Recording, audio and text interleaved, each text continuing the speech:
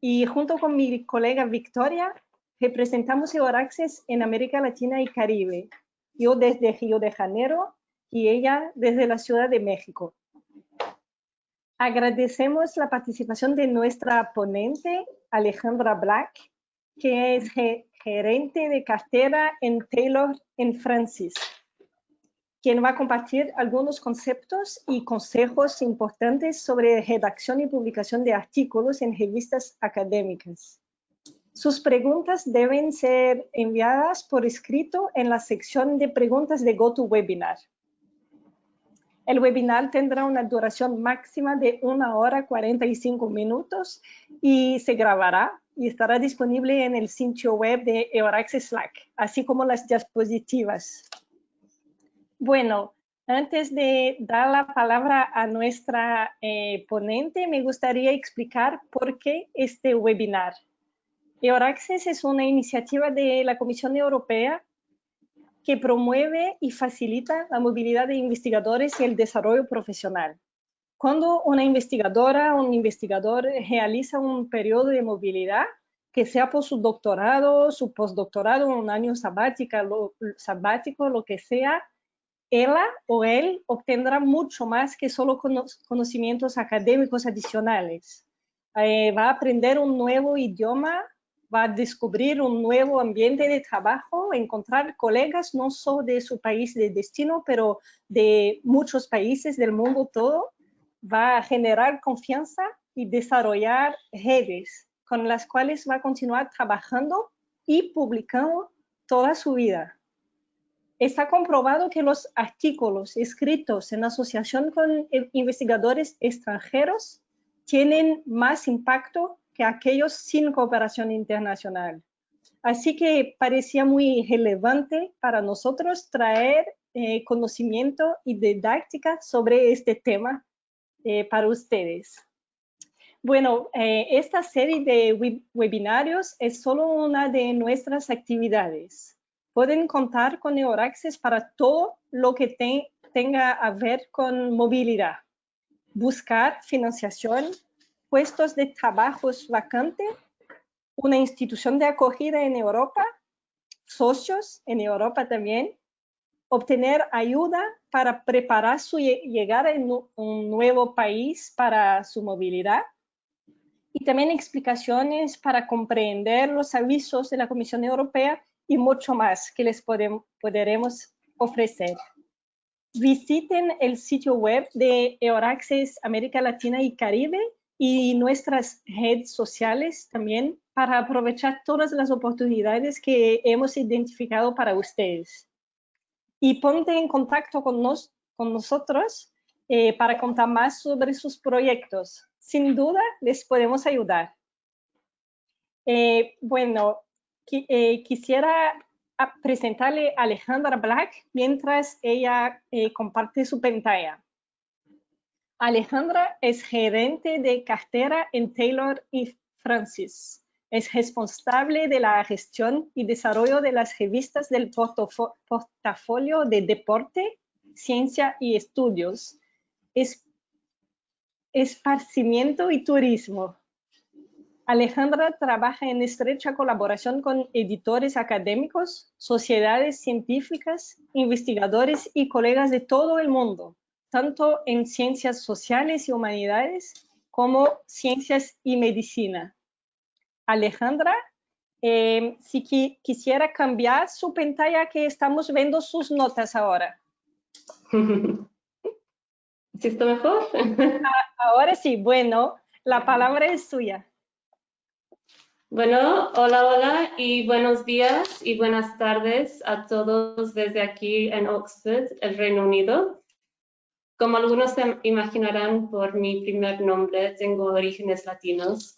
Soy mitad mexicana del estado de Chihuahua, pero he pasado la mayor parte de mi vida en países de habla inglesa, lo cual explica mi acento curioso. Muchas gracias a Charlotte por la introducción y bienvenidos a todos en Argentina, en Colombia y a todos en donde quiera que estén en este momento. Es un verdadero placer encontrarnos enlazados con tantos países alrededor del mundo. Pero en esta sesión exploraremos varios de los elementos. Gracias. Bueno, empecemos con ver el panorama global editorial del día de hoy. Existen aproximadamente 10.000 publishers, de los cuales 5.000 están indexados en Scopus. Existen más de 33.000 revistas académicas publicadas en inglés que usan el peer review. Y existen unas 9.400 más que se publican en otros idiomas. Y estas tienen una tasa de crecimiento de alrededor del 4% al año. Y estas revistas publican más de 3 millones de artículos al año, con un crecimiento de 3% al año. Y en los últimos años estas cifras han incrementado algo hasta el 5% de incremento de revistas y hasta casi el 4% de incremento en artículos publicados.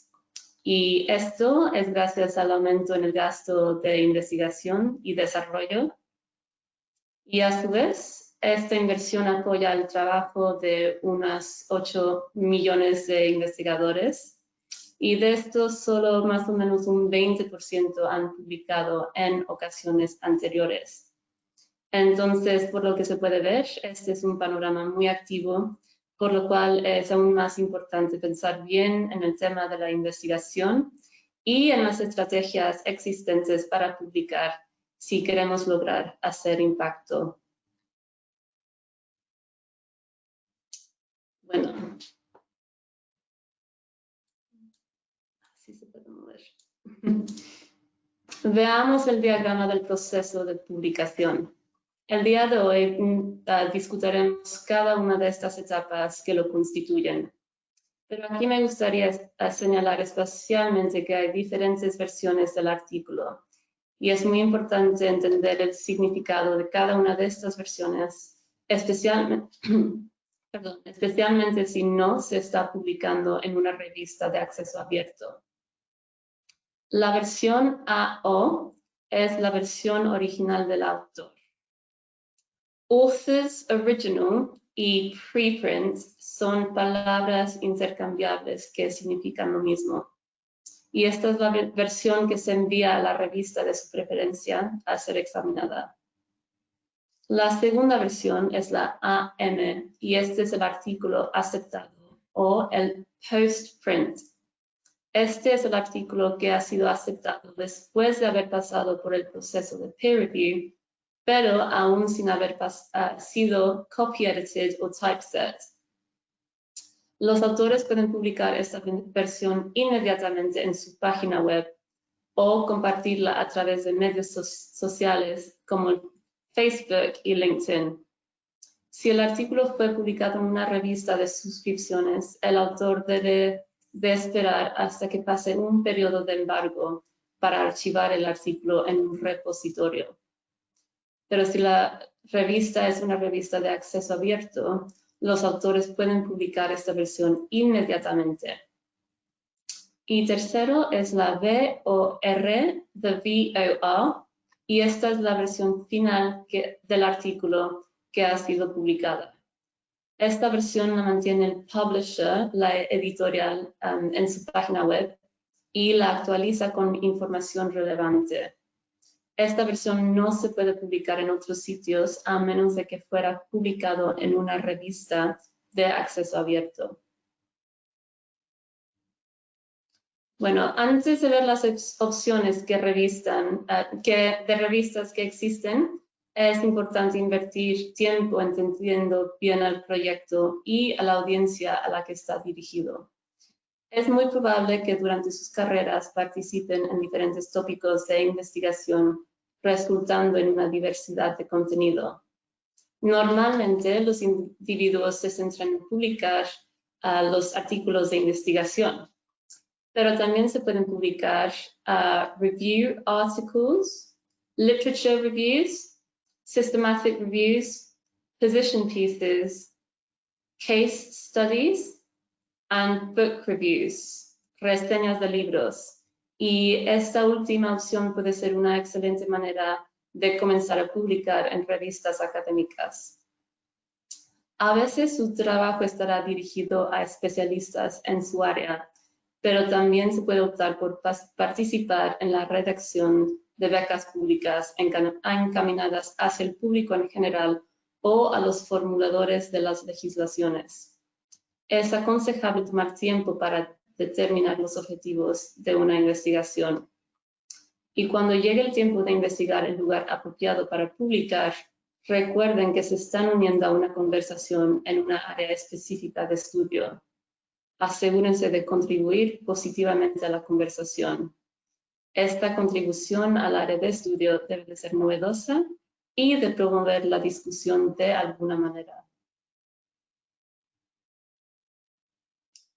Hay varios elementos que considerar al momento de elegir una revista, y aquí mencionaré algunos.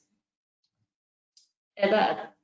Las revistas establecidas de buena reputación son una apuesta segura, pero algunas revistas más jóvenes y las establecidas recientemente también pueden estar publicando investigaciones de punta. Solo es importante investigarlas. Puede resultar útil también consultar la historia de la revista para entender si ha publicado investigaciones claves en el área o, por ejemplo, si publica a tiempo o si tiene antecedentes de retirar artículos anteriormente u otros problemas. La afiliación también puede ser importante, por ejemplo, si la revista es de una sociedad o una institución importante y si la publica una editorial de confianza. Alcance, por ejemplo, si la revista es interdisciplinaria o nicho, o si tiene un área de temática amplia, o si es un mega journal. Esto se describe claramente en la declaración Aims and Scope, objetivos y alcance de la revista. Audiencia. ¿Quién lee la revista? ¿Son practicantes o es una audiencia global? El impacto.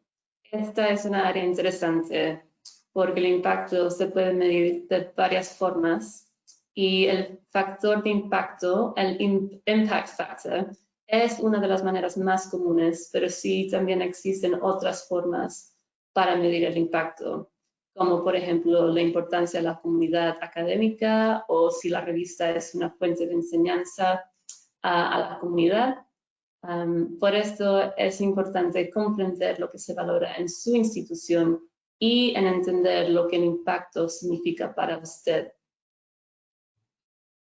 Editorial Board.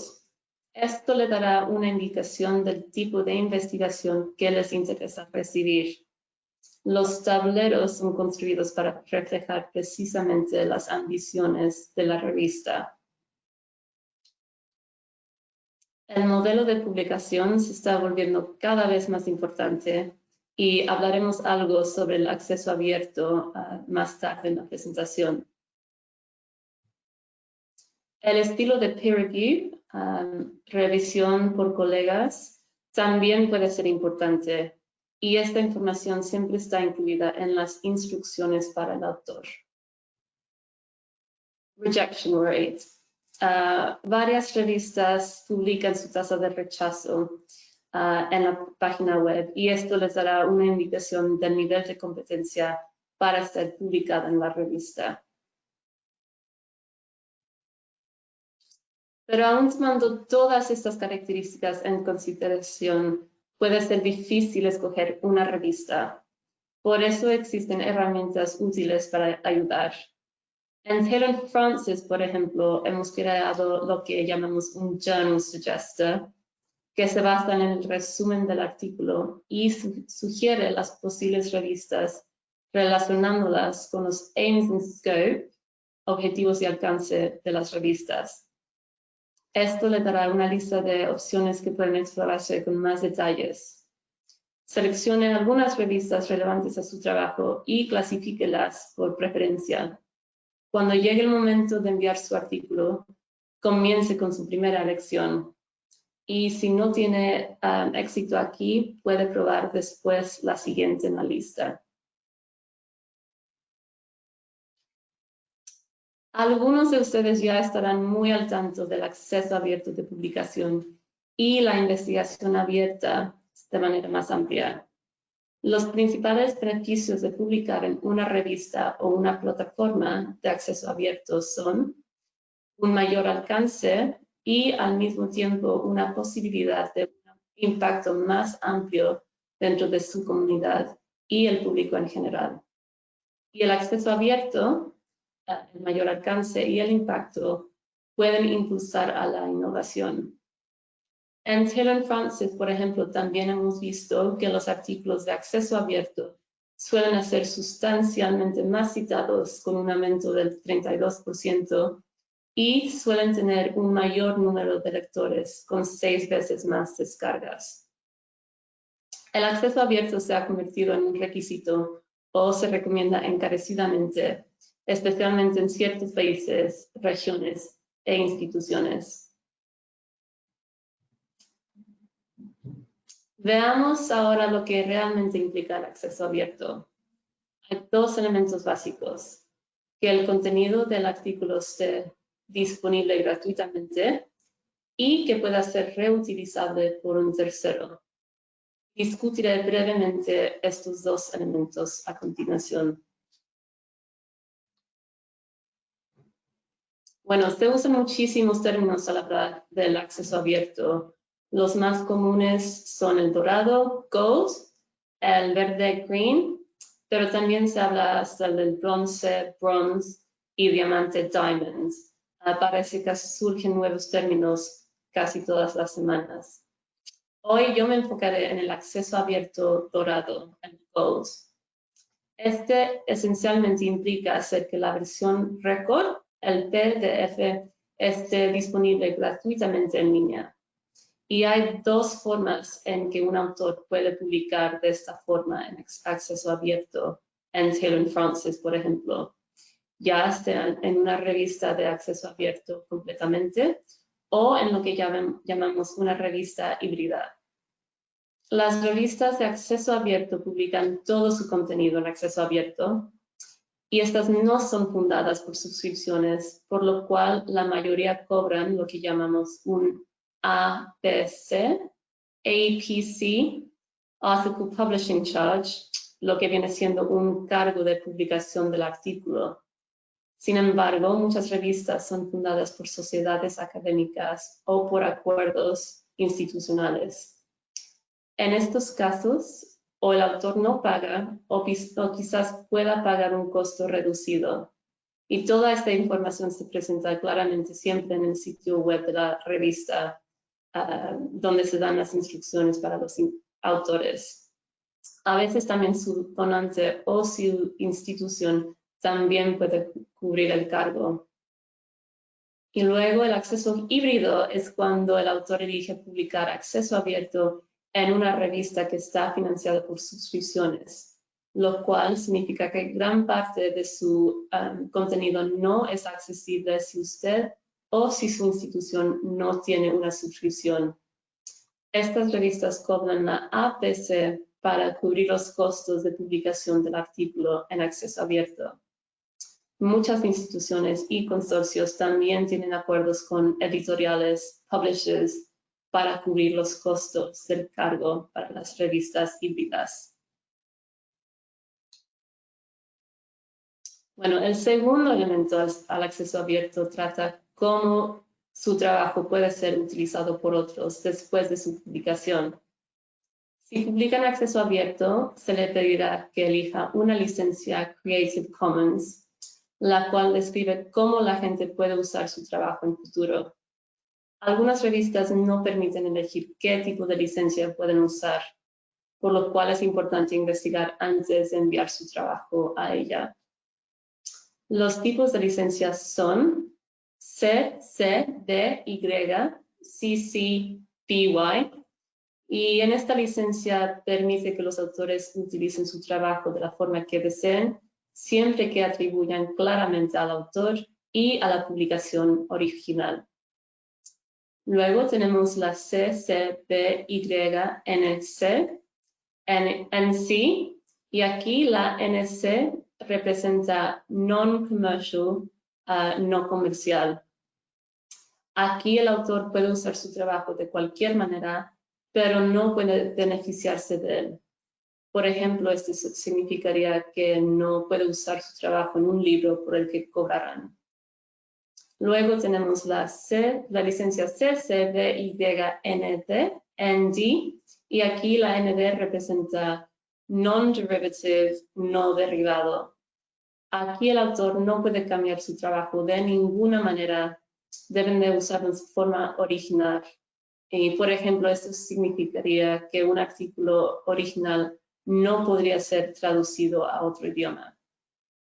Y finalmente la licencia CC-BY-SA.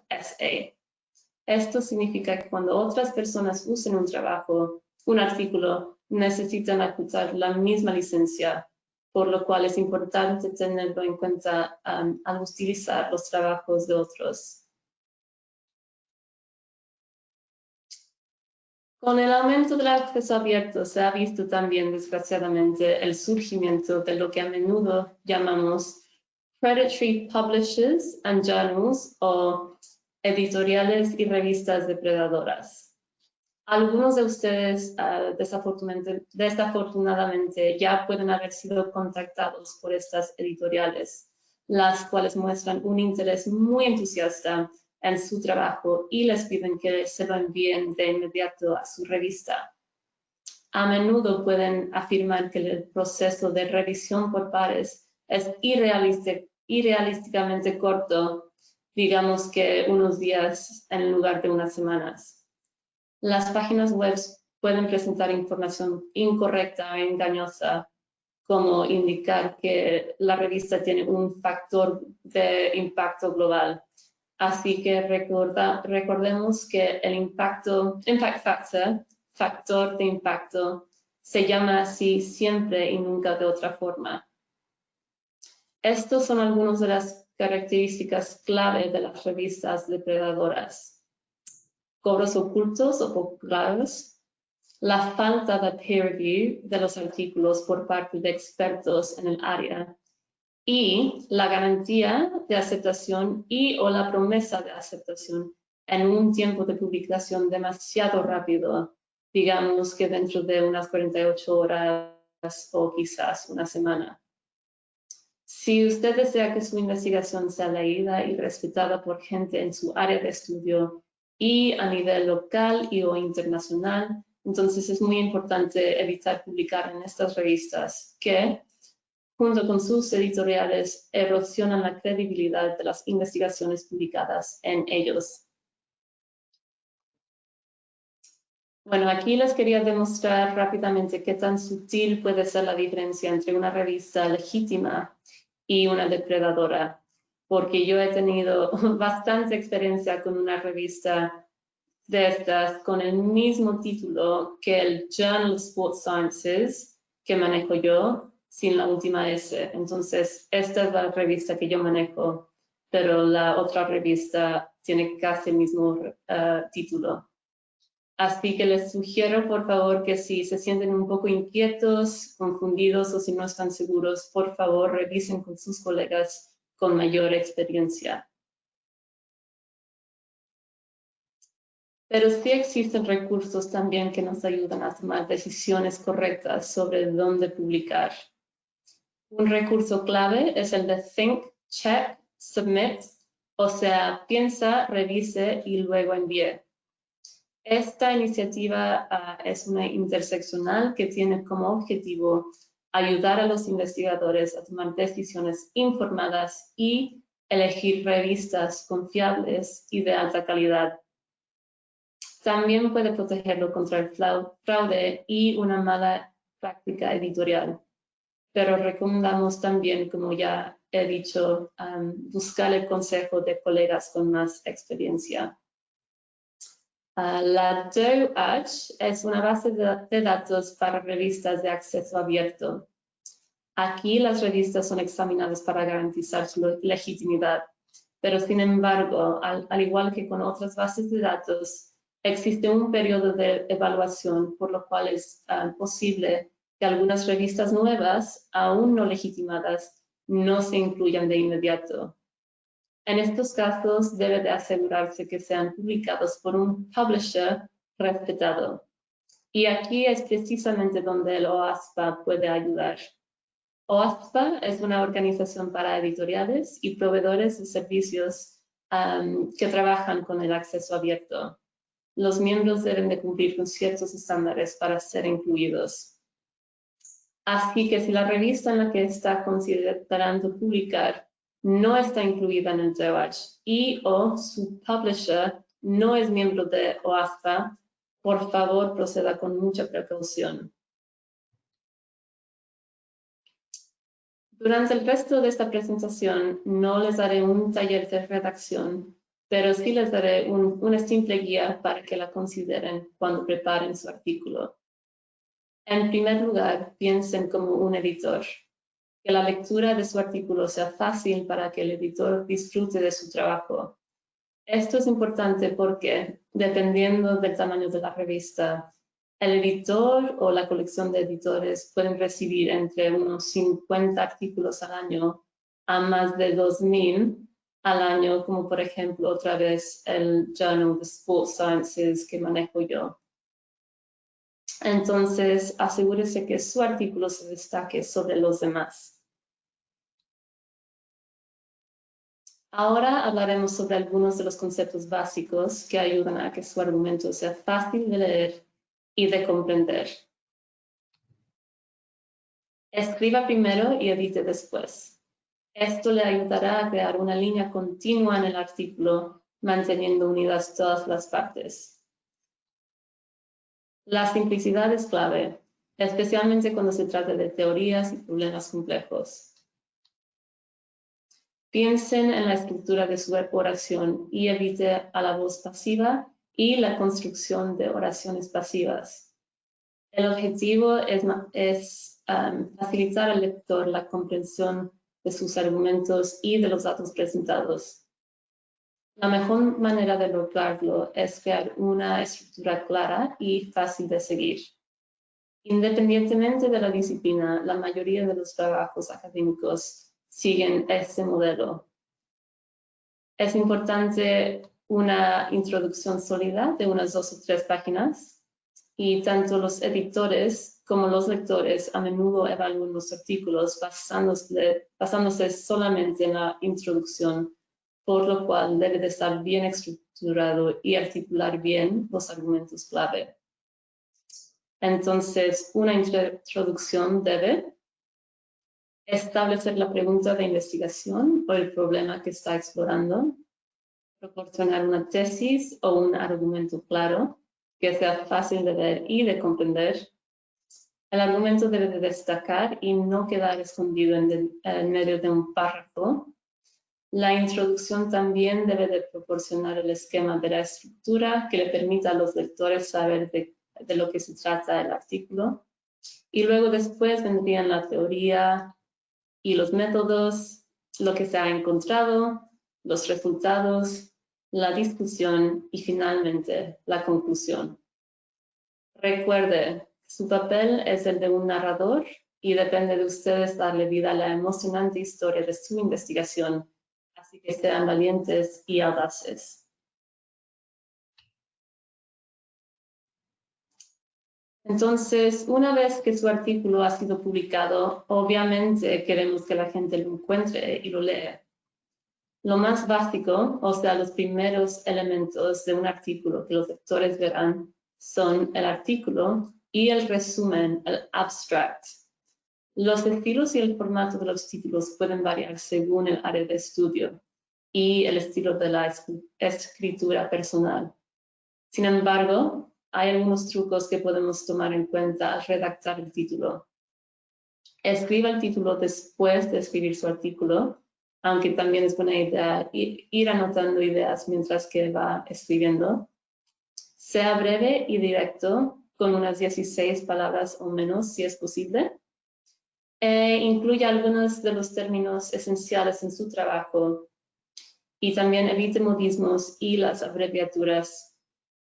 Y asegúrese de que describa el tema de su trabajo y lo destaque, ya sea por su claridad o por su creatividad. Pero ¿por qué son tan importantes los resúmenes? El resumen debe de decirle al lector de qué se trata el artículo.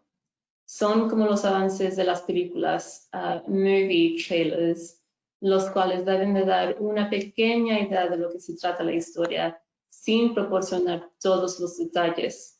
Así que digamos más como un movie trailer francesa, más que una estadounidense, que tienden a revelar todo el drama sin tener que ir al cine. Veamos algunos consejos básicos. Escriba el resumen al terminar el artículo, ya que el resumen es una descripción general del contenido. Asegúrese de conocer los parámetros de la revista a la que piensa mandar su trabajo. La mayoría tienen límites de palabras y orientación sobre el formato y la estructura. Piense en quién es su audiencia potencial y escríbalo para ella. Elija sus palabras con cuidado y piense en las palabras clave y en cómo alguien podría buscar su trabajo. Y piense en términos de lenguaje interdisciplinarios. Elimine las palabras innecesarias y concéntrense en la información esencial. Luego también, si revisan o cambian su artículo después de haber escrito el resumen, asegúrense de revisar y modificar también otra vez el abstract después. Léalo en voz alta y pídale a otros que lo lean, porque si su resumen es difícil de leer y no fluye fácilmente, es poco probable que la gente haga el clic para entrar al artículo. A menudo también se les pide a los autores que proporcionen las palabras clave que se incluirán en la base de datos de su artículo. Estas actúan como indicadores en las búsquedas que ayudan a los lectores a encontrar su trabajo. Así que identifiquen las palabras o frases que harán efectiva su búsqueda. Los sinónimos también son importantes, ya que las personas pueden usar palabras ligeramente diferentes, especialmente si su trabajo es interdisciplinario. Sea muy específico con las palabras y las frases que utilice para reducir el número de resultados de la búsqueda, porque si la palabra es demasiado simple o amplia, la búsqueda producirá demasiados documentos. Piense en usar calificadores como en el ejemplo de la diapositiva, porque si buscamos British Homelessness Policy en vez de solamente homelessness, es posible que encontremos, por ejemplo, white papers en el tema, lo que nos sería más útil. Y finalmente, pongan a prueba sus palabras en Google Scholar para ver si los resultados son lo que esperaban. Y si no es así, obviamente pueden después refinar más. Antes de discutir más el proceso de peer review, tomemos un momento a resaltar algunos de los problemas éticos que nos encontramos frecuentemente. Los problemas de la ética de la publicación aparentemente van en aumento o posiblemente somos mejores solamente en identificarlos. Algunos de los problemas que vemos con regularidad son los que llevan derechos al autor, el conflicto de interés, el envío y la publicación duplicada, la fabricación y la falsificación de los datos y o imágenes, el plagio y el reciclaje de textos, la manipulación del peer review, también las violaciones de los derechos de autor. Y esta no es una lista completa. Fácilmente podríamos pasarnos el resto de esta sesión discutiendo la ética de las publicaciones, pero por ahora me centraré en 3 de los problemas más comunes: los del autor, los del envío y la publicación duplicada, y los del plagio y el reciclaje de textos. Los problemas que conllevan los derechos de autor son bastante comunes y tienden a demorar el proceso de peer review. Frecuentemente resultan de desacuerdos sobre cuáles autores están incluidos, la secuencia de nombres y sobre quién es responsable de las diferentes partes del proceso. Para evitar estos problemas, es importante exigir un acuerdo escrito entre todos los autores con respecto a las responsabilidades, la secuencia de nombres y a qué revista se le va a enviar el trabajo. Además de las situaciones comunes sobre los derechos de autor, encontramos tres problemas distintos. El de ghost o fantasma authorship, y este es cuando un autor ha realizado una contribución significativa al trabajo, pero esta no se ha reconocido. Y esto es un problema muy grande porque en estas situaciones simplemente no es posible saber si existe un conflicto de interés. La segunda situación es de invitado, so gift authorship. Y esto es cuando se le da a un individuo authorship cuando no cumple con los estándares éticos de un autor ni con la definición mostrada aquí en la diapositiva en rojo. Muchas veces se le da authorship simplemente por su posición, su reputación o supuesta influencia. Esto puede ser más común en ciertas instituciones o en ciertos países. Sin embargo, cualquier individuo que se encuentre en la línea de autores debe de haber contribuido significativamente al artículo, ya que en el futuro será responsable de él. El tercero es derechos de autor en venta. Ha habido casos en los que los individuos o publishers depredadoras o también fábricas de papel, paper mills, ofrecen agregar el nombre de un autor después de que un artículo haya sido aceptado para publicación, pero claro, por un precio. Estos se aprovechan de la desesperación de algunos académicos que se encuentran bajo presión para publicar más y más artículos para progresar en sus carreras. Entonces, ¿quién califica como autor? Son todos los individuos en la lista de autores porque ellos son representantes del artículo y deben de tener un conocimiento profundo sobre todos los aspectos del estudio y cómo se publicó, es decir, el fundamento, la metodología, el análisis y la interpretación. Pero esta es una regla que sorprende a muchos investigadores al inicio de sus carreras, que solo se puede enviar su artículo a una revista a la vez. Pero ¿por qué es un problema enviar un trabajo a más de una revista a la vez? Bueno, cuando envía su artículo a una revista, se compromete a publicar en ella, por lo cual la revista usa su tiempo y sus recursos para revisar su artículo y ayudar a mejorarlo. También solo puede publicar su artículo una vez y solo puede haber un único registro de él. La doble submisión es fácil de detectar, ya que a menudo los artículos se envían a los mismos peer reviewers, quienes se lo comunican a los editores y a las editoriales. La doble submisión puede suceder simplemente porque no hubo acuerdo claro sobre las funciones y las responsabilidades entre los autores, por lo cual dos de los autores envían el mismo artículo accidentalmente a dos revistas diferentes. Los editores se están volviendo menos indulgentes con estas situaciones y retirarán el artículo del proceso de peer review inmediatamente. Pero a veces sí se pueden enviar trabajos a revistas que se han presentado en otro lugar. En estos casos, solo debe de ser honesto y comunicarle al editor sobre la presentación o la publicación anterior. La transparencia es clave. Por ejemplo, si ha publicado un artículo en su idioma nativo, pero le gustaría publicarlo en otro idioma, pónganse en contacto con el editor de la revista en la que le gustaría publicar y pregunte si está interesado en publicar una traducción. Puede que le parezca buena idea, pero también puede que no. De manera similar, no es inusual publicar un artículo que se base en el contenido presentado en una conferencia. Solo asegúrese de indicar claramente que los datos o una versión anterior del documento se presentaron en la conferencia. Para la mayoría de las revistas, los preprint servidores de preimpresión, ya no son un problema.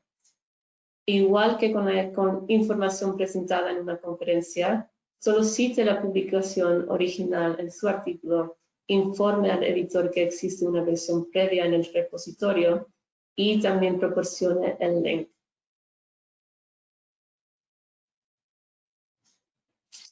Es también cada vez más fácil de detectar cuando un trabajo presentado no es original. Esto es porque la mayoría de las revistas utilizan alguna forma de software que permite detectar si existe superposición con otros trabajos publicados anteriormente. Sabemos todos que si incluimos en un artículo ideas, procedimientos o palabras de otra persona, todos deben de ser citados claramente y que se debe de proporcionar la referencia completa a su trabajo.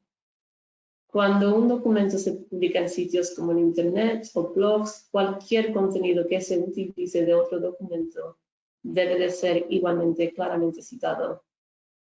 De lo que se es menos consciente es de la necesidad de citar su propio trabajo publicado anteriormente también, si este se ha utilizado en su artículo a sumisión. Este también se detectará en la verificación de originalidad del artículo. Hemos visto un aumento también del reciclaje de texto, lo que a menudo se llama salami slicing.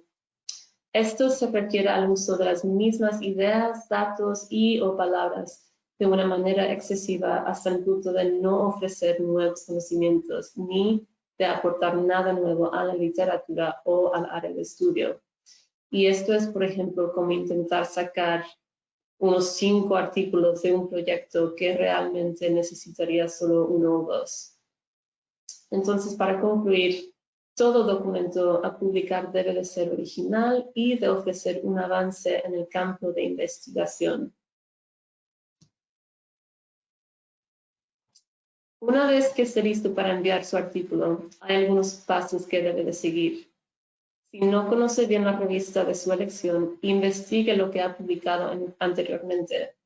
Puede que encuentre algún trabajo que sea relevante o hacer referencia a artículos publicados anteriormente, siempre y cuando se relacionen directamente con su trabajo. Recuerde que se une a una conversación en curso en la revista. Asegúrese que su trabajo coincida con los aims and scope de la revista. Aquí en la diapositiva he incluido un ejemplo. Estos describen la misión de la revista y el tipo de investigación que están interesados en publicar.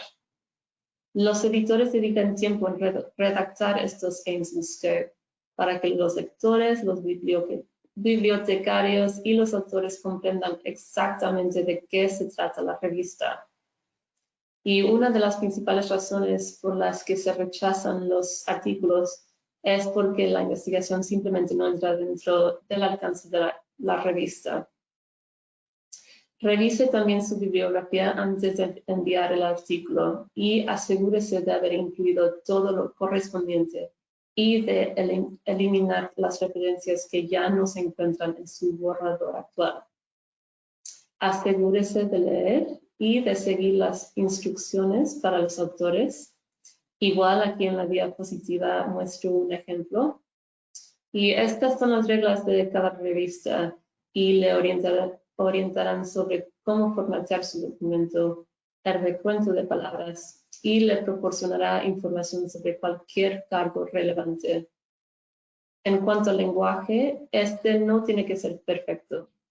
Hemos hablado con muchos editores y la mayoría nos han dicho que leerán un artículo siempre que se puedan leer y comprender el argumento y los métodos. Pero para darle una mayor fluidez a su artículo, pídale a la mayor cantidad posible de sus colegas que lo lean, especialmente aquellos que tienen experiencia en la publicación de revistas internacionales. Sin embargo, si necesita editar el idioma antes de enviar, muchas editoriales como Taylor & Francis tienen servicios de edición. Simplemente consulte la página web.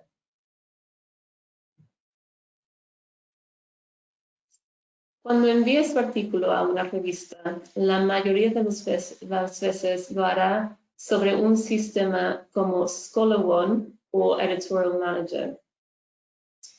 A la derecha puede ver la página de inicio de uno de nuestros sitios de Scholar One. En este ejemplo, alguien ha comenzado el proceso de envío y una vez que lo haya enviado, de ahí va a poder seguir el proceso en el sitio. También he incluido un ejemplo a la izquierda de nuestro nuevo portal de envío, el que estamos llamando Submission Portal, el cual utilizan la mayoría de nuestras revistas de acceso abierto. Este sistema lo hemos construido especialmente para ser intuitivo y fácil de usar, y también está vinculado a los sistemas de peer review de Scholar One y de Editorial Manager. Entonces, como puede ver aquí, se le va a pedir que suba los archivos y en este caso arrastre o suba el archivo desde su computadora. Una vez cargados, los archivos se transfieren automáticamente al sistema de revisión que utiliza la revista y de ahí comienza el proceso. Pero antes de comenzar el proceso de envío, familiarícense con el sistema que utiliza la revista y asegúrense de comprender lo que se requiere en términos de documentos y de cómo debe de formatearse. A continuación hablaremos sobre algunos consejos básicos que deben de tener en cuenta antes de enviar su artículo. Como vimos anteriormente, el artículo usualmente se envía por un sistema en línea. Entonces, asegúrense de tener a mano todos los datos y los archivos que van a necesitar enviar. Si están utilizando imágenes o datos que no son suyos, también asegúrense de haber obtenido permiso, porque esta es su responsabilidad. Y para evitar problemas o errores, tengan un plan acordado que incluya las responsabilidades de cada uno de los autores y de que exista un consenso de la revista a la cual se va a enviar. Además, asegúrense de tener información correcta de todos los coautores, incluida la ortografía preferida de su nombre, y quizás información adicional como el ORCID ID. Por último, asegúrese de que la versión que envía sea la versión final y no un borrador anterior. Esto suena muy obvio, pero es un problema que sí pasa muchas veces. Veamos ahora cómo se realiza la revisión por pares, el peer review. Es probable que se encuentre con 3 tipos de peer review más comunes. El primero se llama single blind. Esto es cuando el peer reviewer, el examinador, conoce la identidad del autor, pero el autor no conoce la identidad del peer reviewer. Este es el tipo de peer review más común dentro de las disciplinas de las ciencias, la tecnología y la medicina. El segundo tipo se llama double blind. En este, tanto los examinadores como los autores son anónimos. Y este tipo es el más común dentro de las disciplinas de las artes y las humanidades y dentro de las ciencias sociales. Sin embargo, puede ser fácil identificar a un autor si, por ejemplo, ha presentado su trabajo anteriormente o si se han citado mucho a ellos mismos. Por último, tenemos la revisión abierta, Open Peer Review, en la cual la identidad de datos de tanto los autores como los examinadores es abierta. El proceso específico de la revisión abierta puede variar mucho de revista a revista, lo cual significa que es aún más importante entender bien lo que significa para cualquier revista que la utilice. Los roles principales en el proceso de peer review son el editor, quien evalúa el artículo para ver si se ajusta bien a la revista en términos de contenido y de calidad. Luego selecciona a los peer reviewers, aunque en algunas ocasiones asignará los artículos a otros miembros de la junta, quienes luego seleccionarán a los examinadores externos. Una vez que el editor reciba los informes de los peer reviewers, tomará la decisión final. Los examinadores de peer reviewers leen y evalúan el artículo y todos los datos incluidos en él. La mayoría de las revistas cuentan con 2 o 3 peer reviewers externos por artículo. Los peer reviewers escriben un breve informe con sugerencias de cambios o adiciones para el autor y le dan una recomendación al editor con respecto a la posible publicación. Y por último, el personal de la revista. Estos a menudo son miembros de la editorial y son los responsables de los sistemas que se utilizan para ejecutar la revisión, la producción y también después la publicación. Estos realizan comprobaciones técnicas iniciales para asegurarse que el formato esté correcto, a menos de que la revista use Format Free Submissions, y también que todo esté incluido al enviar a una revista. También facilitan la comunicación entre los autores y los editores y el proceso de peer review en sí. También ayudan si un problema técnico se presenta con el sistema o durante el proceso de producción. Como vemos, son muchas las personas involucradas en el proceso de revisión. A continuación, veremos cómo funciona el proceso en sí de peer review. Su artículo se envía a la revista, la cual revisa que todo esté en orden con el material. En el caso de que no esté formateado correctamente o que falten archivos y otros componentes, se le devolverá con las instrucciones correspondientes para reformatear, actualizar o incluir más material. Una vez que todo el material esté en orden, el artículo se envía al editor, quien hace una revisión rápida y decide si el artículo debe de entrar al proceso de peer review. En esta etapa, el artículo se puede rechazar si está fuera del alcance de la revista, si no está completo o si no se puede leer o entender. A esto se le llama un desk reject. Si el artículo es de interés, el editor lo envía a ser peer reviewed, generalmente a 2 o más examinadores externos, quienes idealmente son especialistas en el área. Los peer reviewers leen el trabajo y le dan un informe al editor con algunas recomendaciones a implementar. Las recomendaciones más comunes son revisar y volver a enviar, ya sea con mayor o con menores revisiones. Esto significa que están interesados en el trabajo, pero tienen algunas sugerencias sobre cómo se puede mejorar.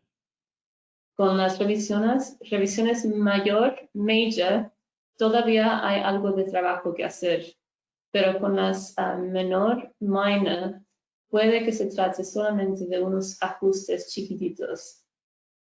Su trabajo también puede ser rechazado en este momento. Aquí he marcado accept y sí es posible que su artículo sea aceptado sin revisiones, pero es muy poco común. Y aquí les tengo como un ejemplo la historia de Eugene Fama, y él ganó el Premio Nobel de las Ciencias Económicas en el 2013. En una conferencia a la cual atendió mi colega, él mencionó que el artículo en el cual se basó el trabajo por el que ganó este premio era uno de sus únicos artículos que había sido aceptado sin revisiones, y en esos entonces ya tenía arriba de los 70 años. Lo que podemos decir entonces es que casi todos los artículos se pueden mejorar. Muchas editoriales y revistas han introducido lo que estamos llamando cascading peer review, o sea, peer review de cascada. En este modelo, la revista, al rechazar, un artículo, sugiere su transferencia a otra revista, la cual publica la misma temática. Esta segunda revista puede que sea aún más adecuada para el artículo. En este proceso puede suceder en dos distintas etapas. Cuando un artículo ha sido death rejected, el autor puede recibir la sugerencia inmediata de transferir su artículo a otra revista, o un artículo también puede haber pasado por una serie de etapas de proceso de peer review y luego los peer reviews pueden pensar que el artículo, aún teniendo valor científico, sea más adecuado para otra revista, por lo cual lo rechazan y recomiendan su transferencia. Pero tenemos que recordar que el autor siempre tiene la opción de transferir su artículo a otra revista o no. En algunos casos, los informes del proceso de examinación también se pueden transferir junto con el artículo. En estos casos, el editor puede examinar el artículo y los informes y tomar una decisión inmediatamente. Puede aceptarlo, puede rechazarlo, puede mandarlo a una revisión adicional o recomendar la transferencia a otra revista. En estos casos, el objetivo de la cascada de cascading peer review es ofrecer un mejor servicio a los autores y también hacer que el proceso de arbitraje externo sea más efectivo. Ahora veremos cómo responder a los comentarios de los peer reviewers. Primero, no se desanime. Y esto puede ser muy difícil después de haber tomado mucho tiempo trabajando en el artículo. Así que si esto le pasa, no importa dejar el trabajo por unos días y luego regresar al artículo unos días después cuando tenga la mente un poco más clara. Lea atentamente la carta de decisión, consulte a sus coautores, divida los comentarios por categoría y cree una lista. Y si es apropiado, realice todas las correcciones sugeridas. Si el examinador parece no haber entendido algo bien, entonces revise su explicación. Aborde cada uno de los comentarios, por ejemplo, mencione dónde lo modificó, qué número, qué página, y si, por ejemplo, agregó material nuevo, o también por qué no lo cambió. Y trate de ser específico. Revise la respuesta 2 veces y asegúrese de que esté clara y desprovista de cualquier frustración. Sea profesional y respetuoso con los peer reviewers y también con el editor. Y recuerde que los examinadores intentan ayudarlo a publicar su mejor trabajo.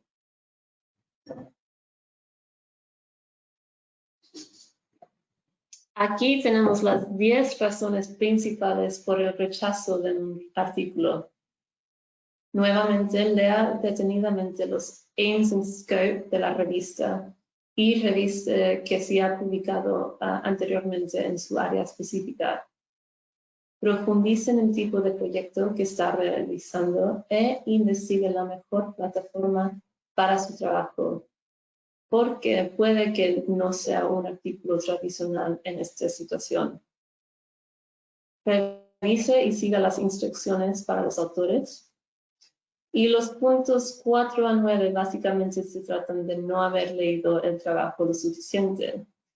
Así que para traducirlos, el 4 es que no cumple con las convenciones de la revista o con la redacción académica en general.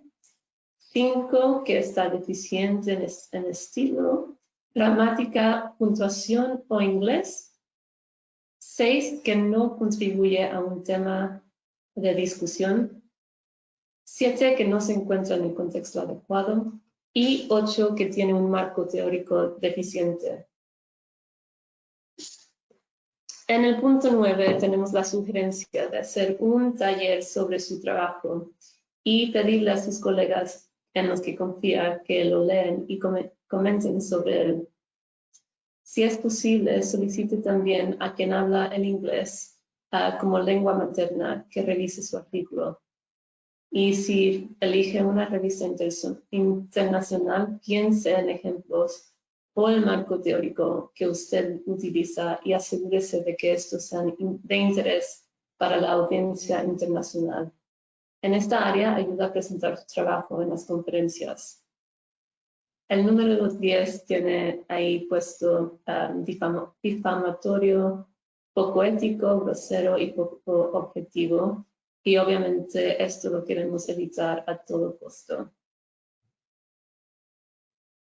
Bueno, ahora sí a celebrar.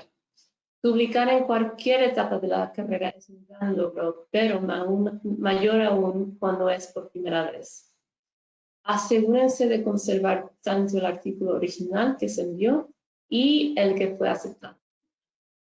El artículo aceptado, el AM, lo puede publicar en un repositorio institucional después de un periodo de embargo para las revistas de suscripción o directamente en su página web. Los editores harán todo lo posible para que los artículos pasen el proceso de producción lo más rápido posible, pero mucho depende del autor. Por eso, asegúrese de devolver los proofs antes de la fecha sugerida y responda lo más rápido posible a cualquier pregunta que tenga el departamento de producción. Si tiene alguna duda, contacte a los editores y pregunte, que por eso están. Ahora hablemos de algunas formas sencillas pero eficaces para hacer que su trabajo sobresalte. Use su firma de correo electrónico para informar a sus conocidos que su artículo acaba de ser publicado, agregando una línea de texto y un vínculo al artículo. Si tiene su perfil en la red de su institución, en una página personal o en algún otro sitio con el que está contribuyendo a otro proyecto, incluya un enlace a su artículo ahí también, porque cuantos más enlaces tenga su artículo en más variedades de redes, más alto aparecerán los resultados de los motores de la búsqueda. Si participa en sitios de redes o en listas de discusión, aprovéchelos al máximo.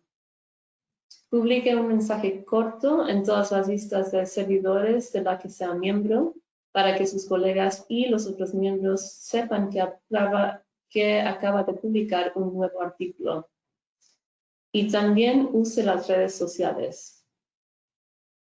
Esta estrategia en verdad puede tener muchísimo éxito, especialmente si la revista y o la editorial promueven mucho por las redes sociales como Twitter, así como yo lo hago mucho con mis revistas de las ciencias deportivas especialmente.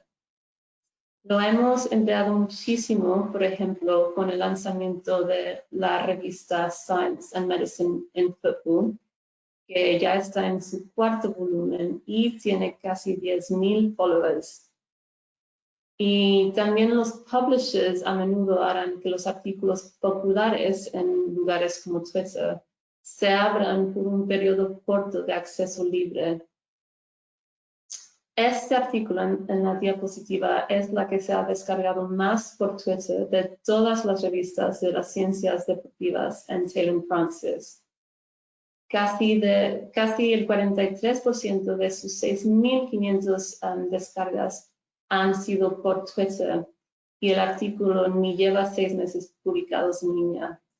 También ese artículo es el que se ha descargado más de Science Medicine Football de cualquier forma.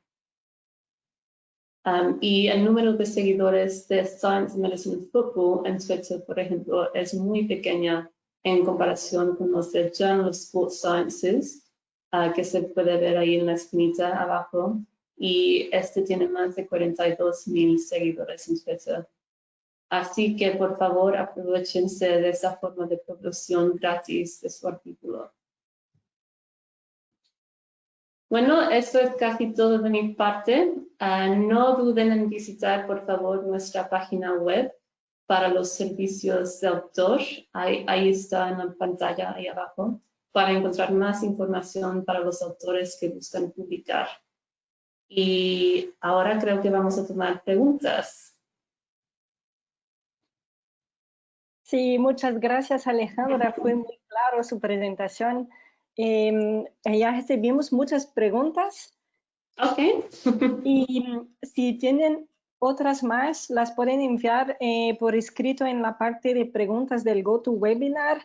Mi colega Victoria va a empezar leyendo sus preguntas para que Alejandra pueda contestar. Sí, muchas gracias Alejandra de nuevo por tu presentación, fue muy claro y como mencionado Charlotte, tenemos muchas preguntas. Voy a empezar con la primera, que es una pregunta de la parte de Ángel Gabriel López, que pregunta, ¿qué extensión es recomendable para los artículos que se intenta publicar en revistas? ¿Existe una extensión modelo? ¿Las revistas indican eso? Perdón, no he entendido la pregunta. ¿Me lo pueden repetir? Sí. ¿Qué extensión es recomendable para los artículos que se intenta publicar en revistas? ¿Existe una extensión modelo? ¿Las revistas indican eso? Uy, es que lo siento, pero en esta situación no entiendo lo que significa extensión. ¿Eso quiere decir el número de palabras? Bueno, no estoy completamente segura, Sí, bueno, pero si nos podemos... si nos pueden clarificar, pero si se trata de las palabras de los artículos, lo siento, es que todos estos términos en español son nuevos para mí. Si se trata de las palabras, esto sí se encuentra en las páginas web de cada revista. Y si no es eso, por favor, explíquenme más para que pueda responder, o si no, también después por email. Sí, claro. La siguiente pregunta del parte de David Betancourt pregunta, ¿hay alguna lista negra de revistas depredadoras? Esa es muy buena pregunta porque sí existe y sí ha existido, pero como que las iniciativas de los publishers están tratando más en la forma positiva, más que en la forma negativa.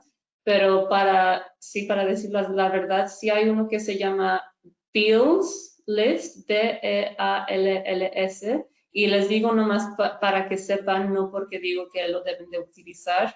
Entonces, sí existen listas negras, pero más bien los publishers y la industria se está enfocando más bien en intentar entender cuáles revistas son las legítimas, más que decir cuáles son las no legítimas.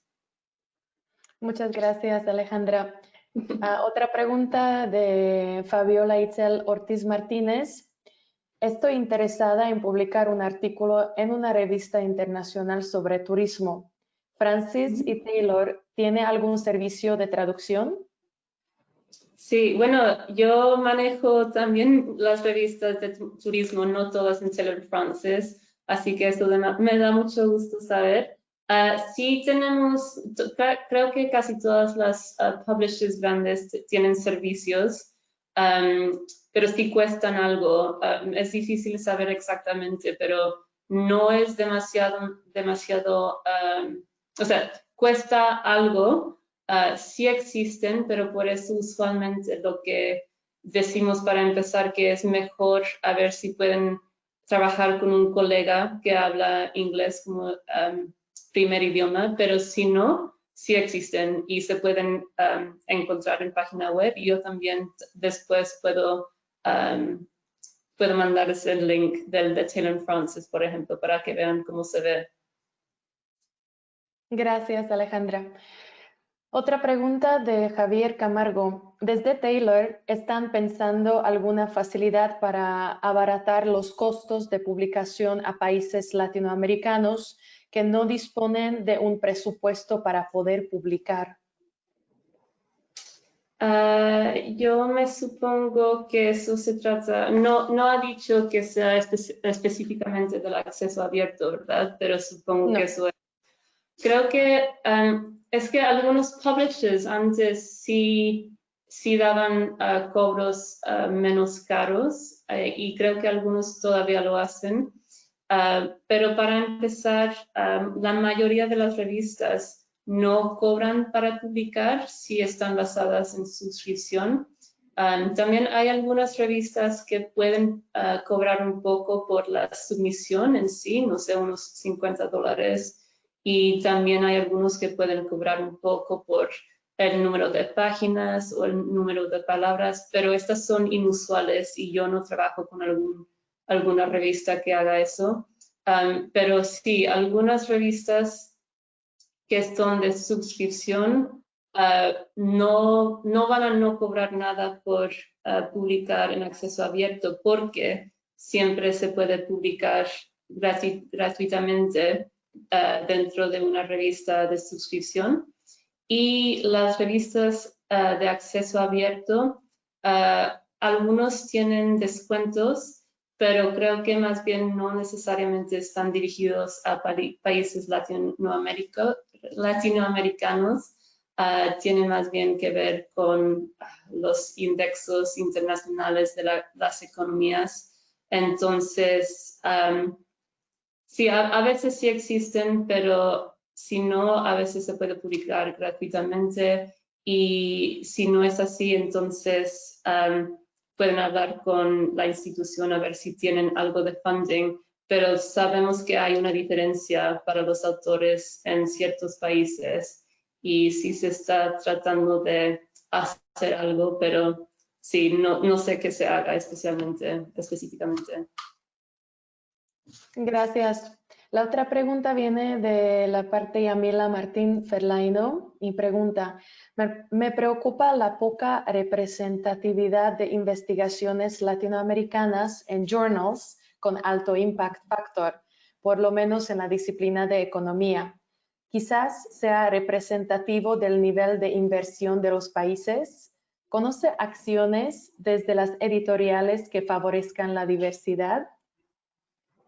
Esta es una muy buena pregunta porque la diversidad es algo que yo he visto y muchos de mis colegas hemos visto que se está volviendo mucho más importante y sí reconocemos que tienden a haber más editores, por ejemplo, en países del oeste, los países tradicionales.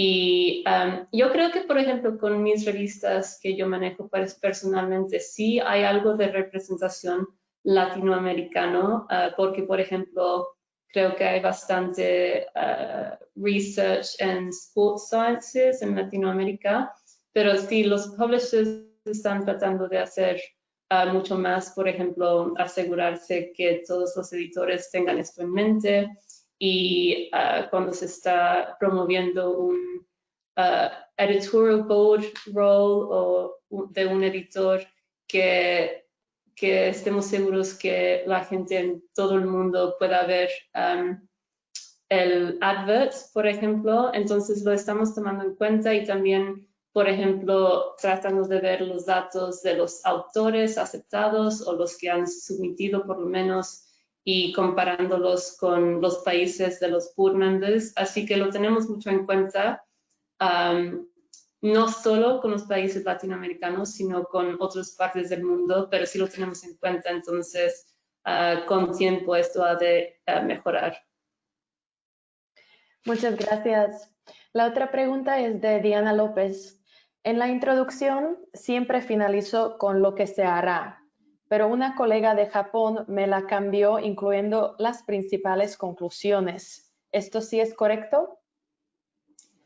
Perdón, ¿puedes repetir la pregunta? Sí.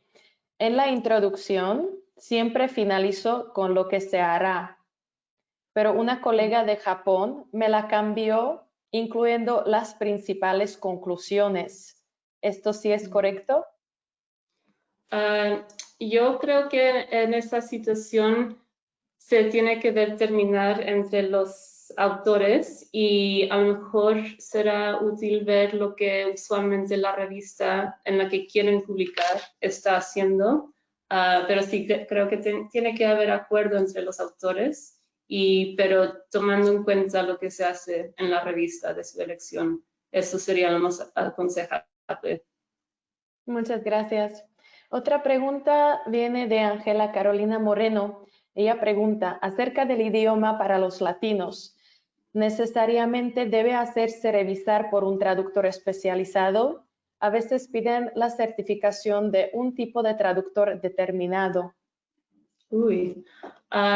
Sí, buena pregunta. Yo no he visto eso con las revistas de Taylor & Francis, así que por lo menos con mi experiencia de Taylor & Francis puedo decir que no se necesita un servicio profesional y cierto traductor. Sí, entonces eso se me hace un poco extraño. Lo que sí es que los editores como mucha gente tienen muchas cosas que hacer, así que tienen muy poco tiempo. Entonces, si algo está muy mal escrito en inglés, a lo mejor no van a tener la paciencia de leerlo bien, lo cual usando un traductor o a un colega, mejor aún por gratis que hable inglés como idioma nativo, sí, pero la idea de tener que usar un traductor, cierto traductor, se me hace extraña y no la he visto, y en Taylor & Francis eso no se le pediría, no. Muchas gracias por la explicación. Otra pregunta viene de Sergio Gutiérrez. Buenos días.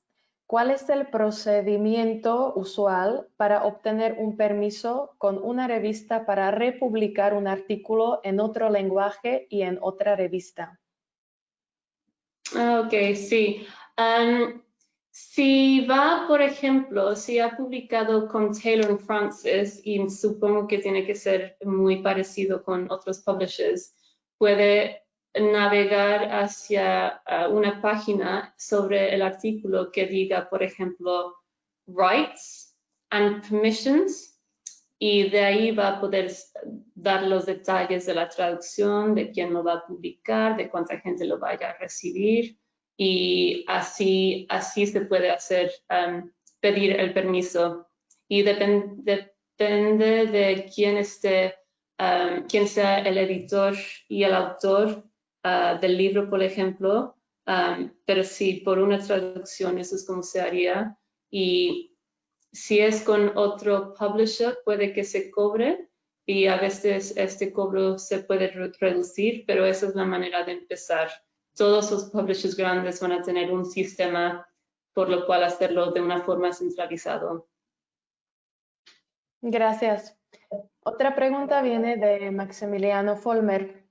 En los casos que el primer autor y segundo autor han contribuido de igual modo a la investigación, pero se decide que uno de ellos es el primero. Mi consulta es, cuando el segundo autor coloca en su CV dicho artículo, ¿está bien si coloca su apellido, nombre como primer autor para resaltar su nombre? ¿O cuál es el modo de indicar esta igual contribución? Esta es una buena pregunta y difícil, y de hecho no creo que me sepa la respuesta, pero creo que los autores entre ellos tienen que decidir cómo van a los nombres. Usualmente los publishers no entran a esa discusión, pero yo creo que en cuanto al CV, van a querer tener en el CD apuntado el artículo tal y como se ve en la publicación, entonces yo creo que van a tener que tener los nombres en la lista en cómo salen en la publicación, así que yo creo que es mejor no cambiarlo porque así se cita bien al artículo. Sí, pero es difícil, pero los autores tienen que decidir en qué orden van los nombres. Sí, muchas gracias. Hay otra pregunta de Mariano Ordano. En ocasiones, el argumento sobre rechazo debido a que el manuscrito no entra en los aims and scope de la revista no se corresponde con lo que expresa la página web, donde aparentemente sí entraría el manuscrito. Me parece que las revistas deberían especificar más exactamente qué esperan y no generar pérdidas de tiempo para autores y publicadores. ¿Qué dificultades tienen las editoriales para brindar esta información más específica sobre lo que desean como revista? Sí, esta es una buena revista y me da gusto, de hecho, saber que la gente sí están leyendo los aims and scope, porque igual hay mucha gente que no lo lea, que no lo lee. Y esto sí puede ser un problema. Y como publisher, lo que tenemos que hacer es recordar a los editores que no lo han hecho ellos mismos, que los aims and scopes no son una cosa estática, que van cambiando con el tiempo. Así que la página web del aims and scope se puede cambiar, se podría cambiar una vez a la semana si es necesario para reflejar lo que en verdad se requiere. Entonces, sí, eso es lo mejor. Y ese es un punto de discusión que cubrimos mucho en las juntas cuando hablamos con los editores para estar seguros que los aims and scopes están actuales, pero yo creo que en una situación como esta, la de Mariana, si en verdad los editores han dicho que no está dentro del aims and scope y no es cierto viendo los aims and scope, entonces dígale a los editores que tienen que ser un poco más específicos para evitar la pérdida del tiempo en el futuro. Muchas gracias. Otra pregunta viene de Sandra Patricia. Desde la experiencia en publicación, cuando una revista dentro del rechazo de publicación refiere que es un tema local, ¿cómo se puede dar un giro a ese manuscrito para hacerlo más visible? Perdón, ¿me lo puedes repetir otra vez? Sí. Desde la experiencia en publicación, cuando una revista dentro del rechazo de publicación refiere que es un tema local, ¿cómo se puede dar un giro a ese manuscrito para hacerlo más visible? Yo creo que esta pregunta es bastante difícil. Creo que a lo mejor la persona con más información sobre la respuesta sería el editor. Yo creo que sería mejor preguntarle primero al editor, porque obviamente depende de revista a revista. Entonces, los editores usualmente van a estar dispuestos a ayudar si tienen una pregunta. Así que yo intentaría ahí primero. Y sí, esperemos que el editor les dé un poco más de información. Y si no, si hay otro editor, a lo mejor puede tratar de ponerse en contacto con otro editor y encontrar más información así, porque es difícil conocer la revista y el área en responder a esa pregunta. Muchas gracias, Alejandra. Otra pregunta viene de Gustavo Ariel. ¿Se puede publicar en dos revistas cuando alguna de ellas no está indexada?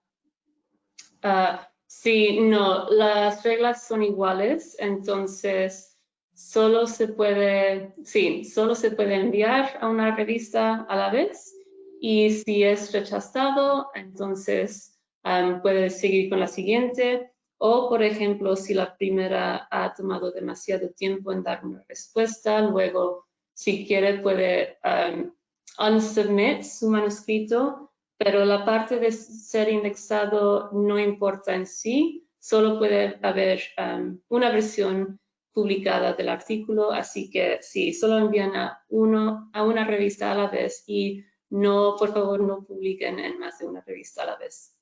Escojan la que les gusta más para empezar primero. Muchas gracias por tu respuesta. Ahora tenemos una pregunta de María Rosa que creo que es muy específico para la región de Latinoamérica y el Caribe y para los investigadores que tienen un nombre y apellido de esta región. ¿Cómo se procede con la autoría con nombres latinos? Es frecuente usar dos apellidos, pero me ha ocurrido que en citaciones automáticas se coloca el segundo apellido y luego el año. ¿Sería recomendable usar ambos apellidos unidos por un guión? Para mí es una necesidad ya que tengo un homónimo en citación aquí en mi país. Esta es buena pregunta. Y se me hace gracioso porque yo antes también tenía dos apellidos. En Inglaterra, algunas mujeres todavía cambian su nombre, así que cuando me casé, dejé de ser Alejandra Leach Núñez y empecé a ser Alejandra Black. Y yo siempre había tenido un guión entre Leach y Núñez porque es un problema para los de países de habla inglesa. No entienden que alguien puede tener dos apellidos. Pero esta pregunta es una buena y creo que voy a querer revisar la respuesta correcta. Pero de lo que yo entiendo, el autor tiene que decidir cómo quiere que su nombre aparezca, porque van a querer que sea consistente siempre para que, por ejemplo, si se cite su artículo, que siempre se relacione a su trabajo. Y sí, entonces yo creo que el autor siempre escoge y si, por ejemplo, en el proceso que los de la producción le enseñan los proofs del artículo antes de publicar, si han quitado uno de los apellidos, ahí sería donde el autor tendría que decir, no, lo siento, pero tengo dos apellidos. Pero yo recomendaría también quizás registrarse al OCID ID, lo mencioné muy brevemente, pero este tiene como objetivo específicamente detener los problemas relacionados con los nombres. Entonces, si alguien se registra al OCID ID, va a tener como un número único también. Y si da el OCID ID cada vez que va a publicar, entonces se supone que nunca va a haber un problema con los nombres. Entonces, sí, eso puede ser útil en estas situaciones. Muchas gracias por tu respuesta. Otra pregunta viene de Rodolfo Gutiérrez Silva. ¿Cuántas citas mínimas debe tener un artículo para ser aceptado? Ok. Bueno, antes de ser aceptado, el artículo no va a tener citas porque las citas vienen después de que el artículo sea citado. Y entonces no tiene que haber, bueno, no pueden haber citas en verdad.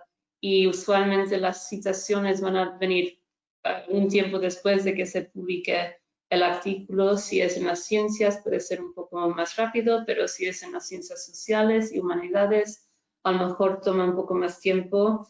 Pero lo que sí pasa a veces es que los editores les pueden pedir a los reviewers que les den una idea de qué tan tópico vaya a ser el artículo. Pero las citas vienen después, así que no vienen dentro del proceso.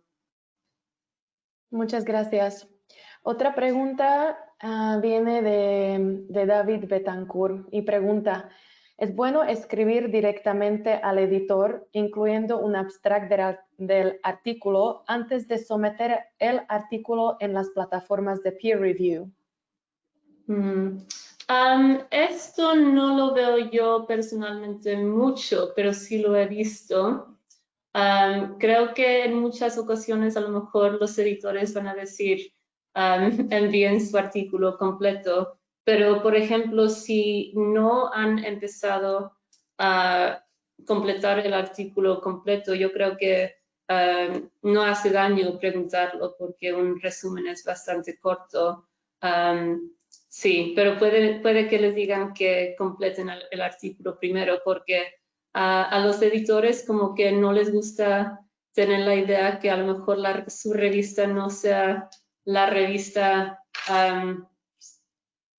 like first choice journal de los autores, entonces como que les gusta sentirse que su revista es la más importante, pero sí, no hace daño, pero no lo veo tanto, pero sí intenten. Muchas gracias. Otra pregunta directamente para Taylor & Francis viene de Gustavo Scarpeta y pregunta, ¿cuál es el proceso de peer review que utiliza Taylor & Francis?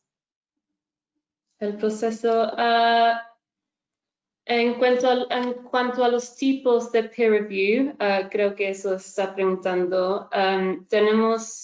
Porque tenemos revistas de todas las disciplinas, entonces tenemos single blind, que mencioné, y double blind.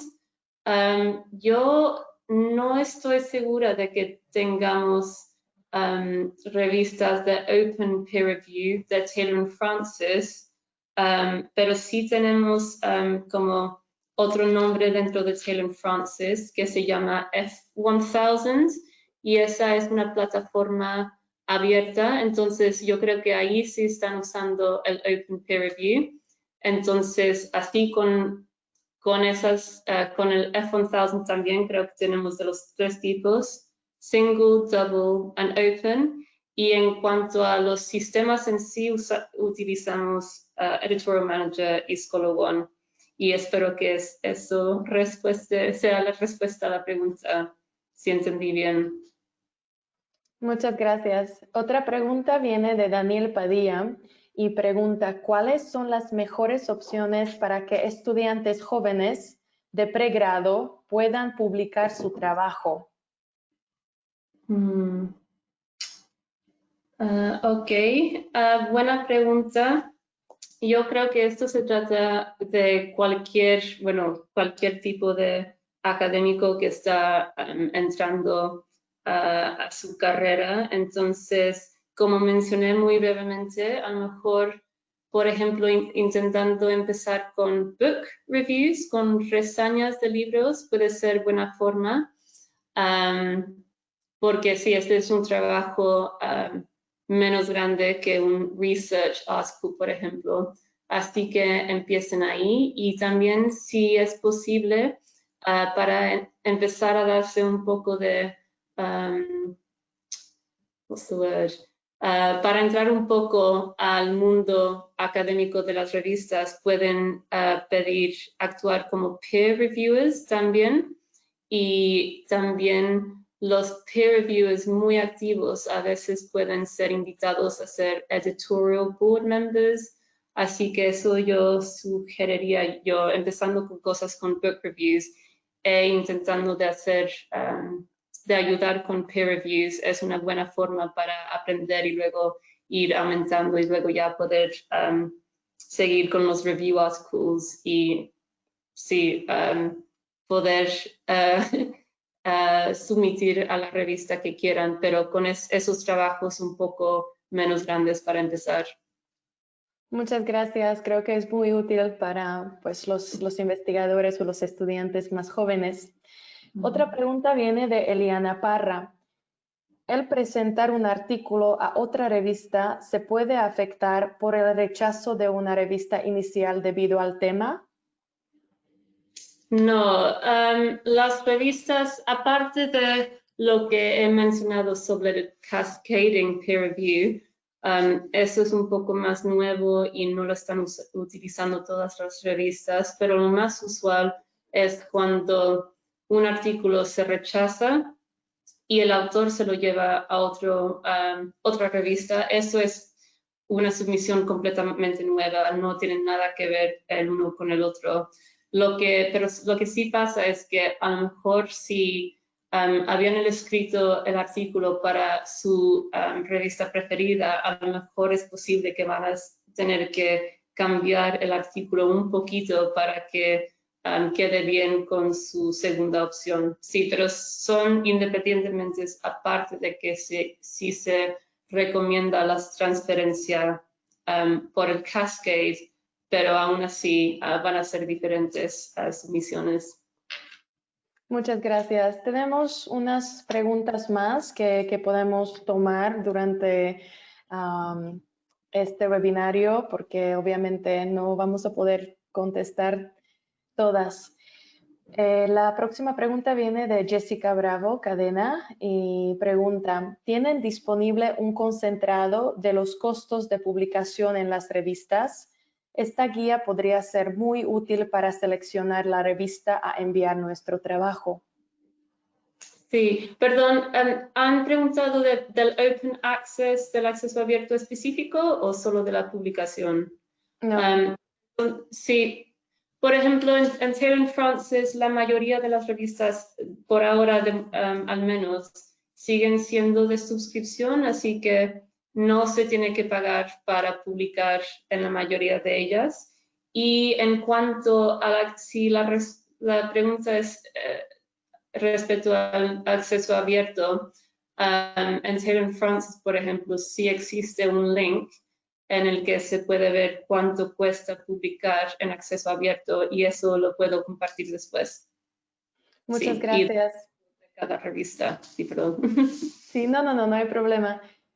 Otra pregunta cortita de Leila Poza pregunta, cuando los reviewers recomiendan transferir el artículo a otra revista, ¿especifican a cuál? Sí, por ejemplo, las revistas que están empleando esto van a tener, quizás, va a variar, pueden tener una revista o dos o tres o cuatro o cinco más que pueden ser relevantes. Entonces, el sistema que se puede usar, por ejemplo, le puede dar al autor todas las 5 opciones, por ejemplo, para decir estas son las opciones, o a veces también el editor puede sugerir una de esas específicamente o quizás va a sugerir otra revista diferente nomás porque ellos conocen el área, así que sí, puede ser de ciertas selecciones o puede ser una que se haya decidido por el editor. Pero nunca se tiene que aceptar si el autor no quiere. Es solo una opción. Muchas gracias.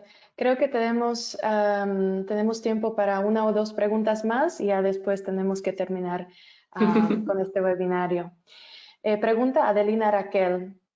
Me gustaría saber si mi trabajo fue rechazado por una revista. Si lo corrijo, ¿puedo volver a mandar a la misma revista o hay algún proceso específico para mandar un artículo rechazado? ¿Debo incluir los detalles de la revisión o algo así?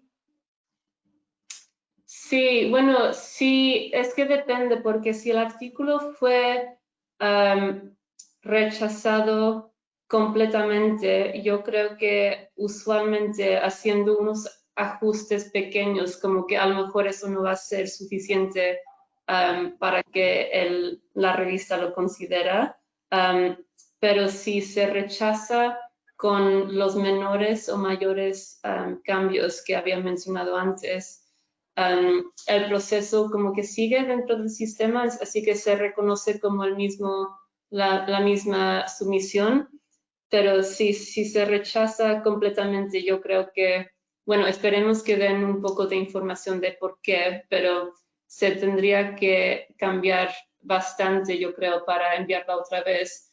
Pero usualmente no hay reglas específicas, así que si tiene una pregunta, sí, pregúntale al editor específicamente para la revista, porque va a cambiar de revista a revista.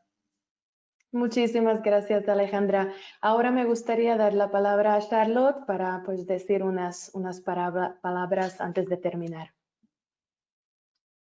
Muchas gracias, Victoria. Y agradecemos a Alejandra muchísimo por su presentación y por contestar todas nuestras dudas, y a la editora Taylor & Francis por su colaboración. Quisiera también agradecer a la Asociación de Alumni del Programa Europeo Marie Skłodowska-Curie, que es nuestra socia para esta serie de webinarios. Y gracias a todos por su participación, mucha gente que escuchó este webinar. Quedan atentos a nuestros próximos webinarios. En un mes recibiremos becarios hispanohablantes para hablar de cómo escribir una buena propuesta para obtener un financiamiento. Y en noviembre volveremos con un webinario sobre cómo mejorar sus currículos. Buenas tardes a todos y hasta el próximo mes. Gracias. Gracias. Adiós.